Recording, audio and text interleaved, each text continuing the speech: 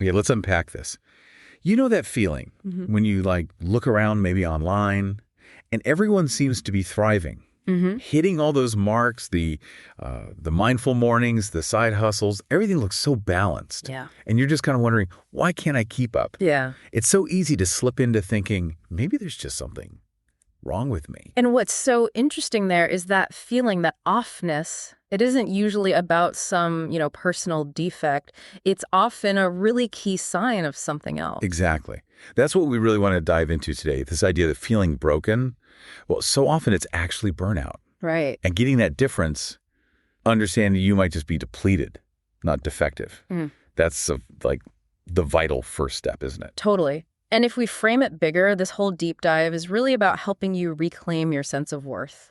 We want to look at how burnout actually works, how it takes hold, and really reframe how you see that exhaustion. It's not failure. It's often just a sign you've been strong for way too long. Right. We're pulling insights from this article, Why You're Not Broken, Just Burnt Out. Yeah. It's a really thoughtful piece. It is. It challenges that self-blame thing and kind of points a way towards getting your energy back. So the question for you listening is, are you maybe ready to look at that feeling of being completely overwhelmed differently? A new perspective. Absolutely. And look, if this conversation sparks something for you, if you're curious about, nurturing your own well-being more actively, we've got tons of resources over at https.wrofficial.com. Definitely worth checking out. Okay, so let's get right into it. What exactly is burnout? What are we talking about here? Well, at its core, it's this state of emotional, physical, and mental exhaustion. It's brought on by stress that's just gone on too long or been too intense. Okay. The article we're looking at uses this really powerful analogy. It calls burnout emotional bankruptcy. Emotional bankruptcy. Yeah. Yeah. Like you've completely depleted your emotional reserves. That really lands. It's like you've just been making withdrawals constantly, right? Your patience, enthusiasm, resilience. Yeah. Without making any deposits back into your own well-being account. Precisely. And what makes burnout so insidious, so tricky, is that when you start running on empty like that, your inner critic often turns the blame inward. Ah, yeah. Instead of seeing, hey, I'm in an energy deficit because of XYZ, you start telling yourself you're not strong enough or dedicated enough. Or just not good enough. Exactly. And the article mentions this chronic withdrawal can actually mess with our stress response system over time. Makes us more reactive, less resilient. It's that self-criticism spiral, isn't it? Yeah. It just makes everything worse. Instead of seeing exhaustion as a signal, like, hey, ease up, we see it as a personal failure. So what are some of the key warnings, those alarms that tell us we might be heading toward burnout, or maybe you're already there?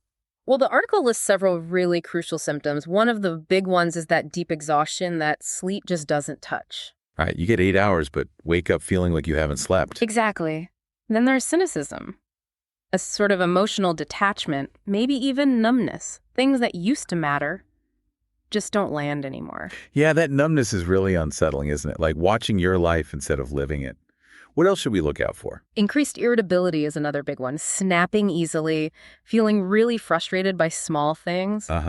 Little things feel huge. Yes. And difficulty concentrating, that brain fog, struggling to focus or remember stuff. Very common. Okay.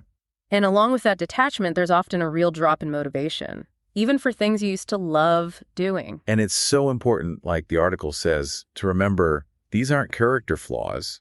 They're not moral failings. Absolutely not. They're genuine signals. Your body, your mind saying, hey, something's really out of balance here. Exactly. And it's fascinating how often burnout can wear a disguise. You might think it's just general anxiety, maybe even clinical depression. Or even midlife crisis. Yeah. Questioning everything. Yeah, that too. But the article draws a really key distinction between burnout and depression. Okay. What's the difference? Yeah. Well, while symptoms can overlap, burnout often has clearer roots in specific ongoing stressors. Relentless overwork, intense caregiving, constant stress, high emotional labor jobs. Things you can point to. Right. Depression, while stress can be a factor, can also emerge without such obvious external triggers. That's a helpful distinction. The article also points out specific situations where burnout becomes almost predictable. Yeah, it does. Think about a parent who literally never gets a break, just constantly on. No downtime. Or someone caring for a loved one with serious health issues. The emotional, the practical load is immense. People juggling multiple jobs just to make ends meet. Or those in jobs demanding huge emotional output, teachers, social workers, customer service folks. And interestingly, high achievers too. People driven internally or externally to constantly prove their worth through doing more, achieving more. Right. The perfectionists, maybe. Yeah. For people in those spots, the article basically says burnout isn't just likely, it's a pretty understandable outcome of living unsustainably. That feels really validating to hear, actually. Yeah. And that leads into this other huge factor the article talks about, internalized capitalism. Okay. What does that mean in this context? It's basically how our society has drilled into us this idea that our value as people is tied directly to how productive we are. Okay. Busy equals important. Pretty much. Rest equals lazy or lacking ambition.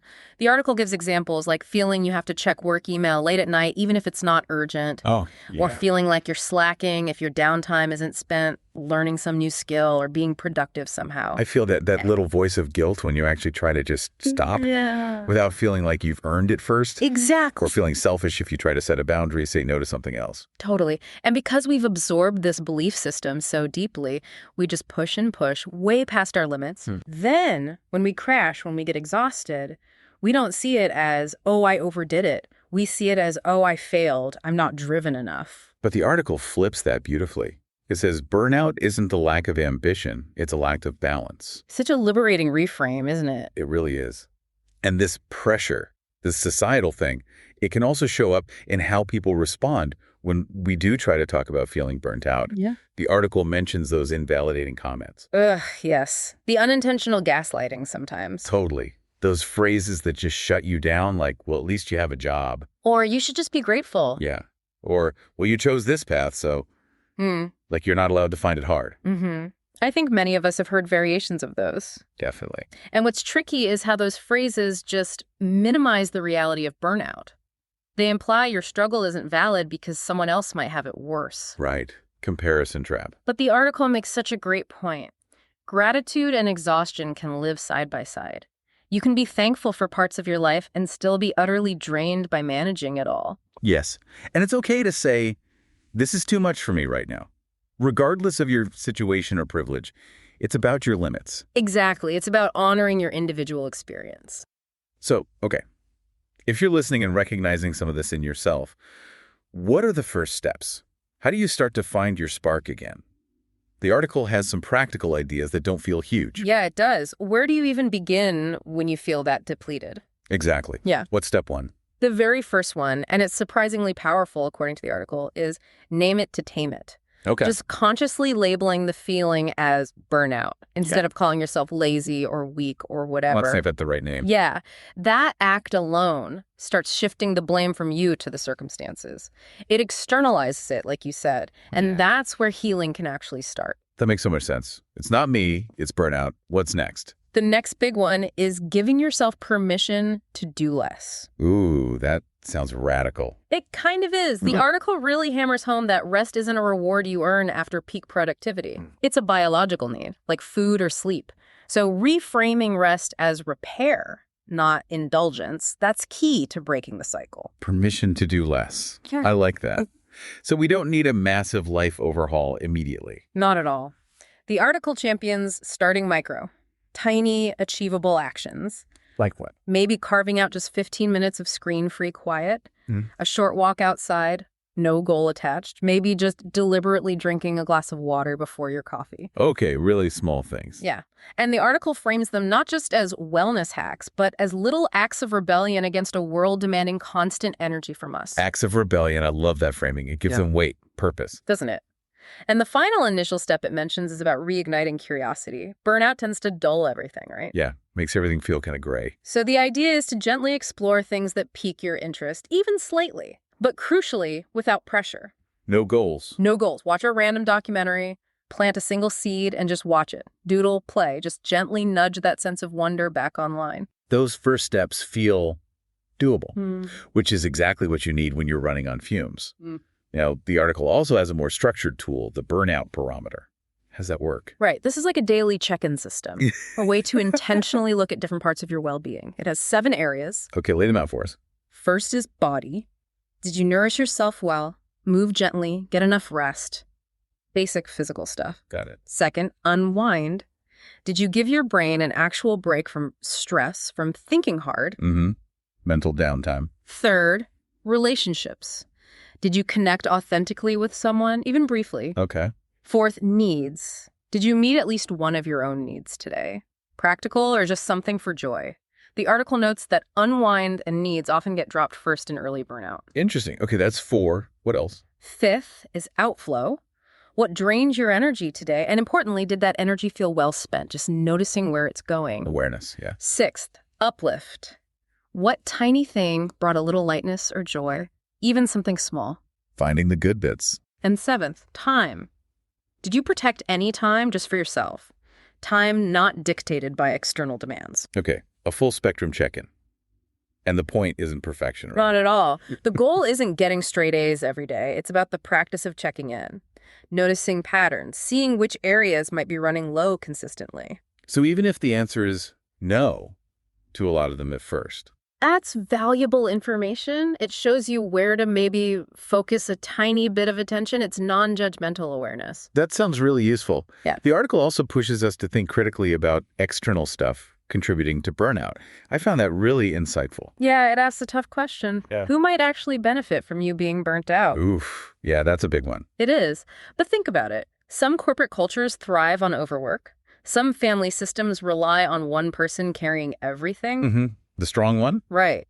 And social media, with all the comparison, can fuel that feeling of inadequacy that makes us push harder. So it's a reminder that it's not always just us. There are bigger forces at play. Exactly.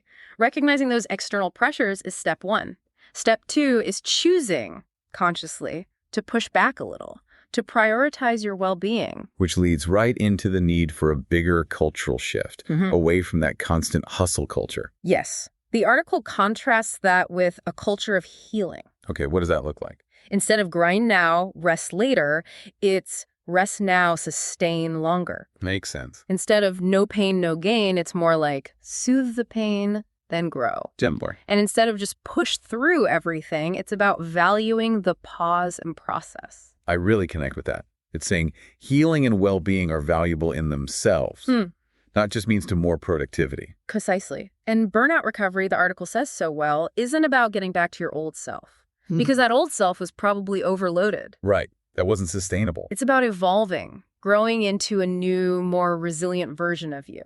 What does that evolved self look like, according to the article? Someone who's more comfortable asking for help, who sets boundaries proactively, not just reactively. Someone who actually values quiet and stillness, not just achievement, and who practices self-compassion instead of harsh self-talk. That sounds stronger, actually. Yeah. More sustainable. Maybe a bit slower, softer, but definitely stronger in the long run. Exactly, a deeper kind of strength. And again, if exploring this further and finding community around well-being sounds good, do check out https.wrrofficial.com. Okay, so as we wrap up this deep dive, let's really let these ideas sink in. The article ends with such a compassionate note. It really does. It's a reminder. You are not a machine. You're not built for constant output. Right. Needing rest isn't weakness, it's human. You're not broken. You might just need repair, rhythm, reconnection. And please, hear this if you haven't today. You are doing your best. You matter, even when you're tired, especially when you're tired. And you deserve to heal, not because it makes you more productive, but just because you're human, inherently worthy. So maybe a final thought to leave you with today, drawing from that start micro idea. What's one tiny, tiny act of rebellion you could weave into your day? Something just for rest or for connection. Maybe it's just 5 deep breaths. Maybe it's noticing a plant on your windowsill for a minute, sending that text you've been meaning to send. Just one small thing. Yeah. What feels doable and genuinely nourishing for you right now? Something to maybe mull over? That's it for today's episode of Well-Rooted Wellness. We hope you enjoyed the show and picked up a few nuggets of wisdom along the way. If you loved what you heard, why not help keep the podcast growing by making a donation? You'll find the link in the show notes. Thanks for listening, and remember, it's okay to not be okay, but together, we can get better. Until next time, stay well, stay rooted.